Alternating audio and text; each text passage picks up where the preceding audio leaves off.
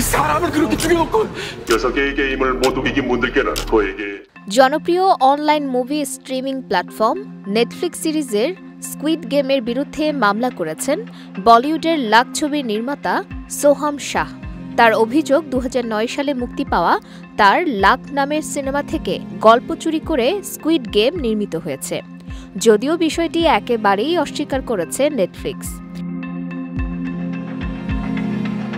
এই স্ট্রিমিং প্ল্যাটফর্মটির মুখপাত্রের দাবি, স্কুইড গেমের গল্প লিখেছেন হোং ডং হিউক এবং সিরিজটির নির্মাতাও তিনি। এদিকে টিএমজির রিপোর্ট অনুযায়ী লাখ ছবিতে সঞ্জয় দত্ত, ইমরান খান, শ্রুতি হাসান সহ অনেক নামী তারকারা কাজ করেছেন। সেই সিনেমার গল্পে রয়েছে একটি গ্রুপ যারা মৃত্যুর খেলায় অংশ নেয় এক বড় পুরস্কারের আশায়। ওই খেলাটির মাধ্যমে বড় ভাগ্য পরিবর্তনেরও ঘটনা ঘটে। প্রতিটি খেলোয়াড় মারা যাওয়ার সাথে সাথে প্রাইজ মানি বাড়তে থাকে।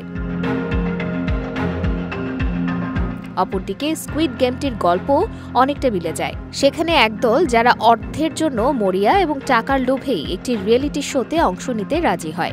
তারা এমন একটি খেলায় অংশ নেন যেখানে হারের অর্থই হল মৃত্যু। একে একে মারা যেতে থাকেন প্রতিযোগীরা, ফলে প্রাইজ মানি বাড়তে থাকে। লাখ ছবির নির্মাতা সোহামের দাবি, ২০০৬ সালে লাখ ছবিতে এই গল্পটি লিখেছিলেন তিনি। এরপর ২০০৯ সালের জুলাইতে চলচ্চিত্রটি বিশ্বব্যাপী ভারত, যুক্তরাজ্য, যুক্তরাষ্ট্র এবং ইউএইতে মুক্তি পায়। অন্যদিকে ওয়াং ডং হিউক ২০০৯ সালে স্কুইড গেমের গল্প লিখেছিলেন, যা আরও ১ যুগ পর মুক্তি পায়।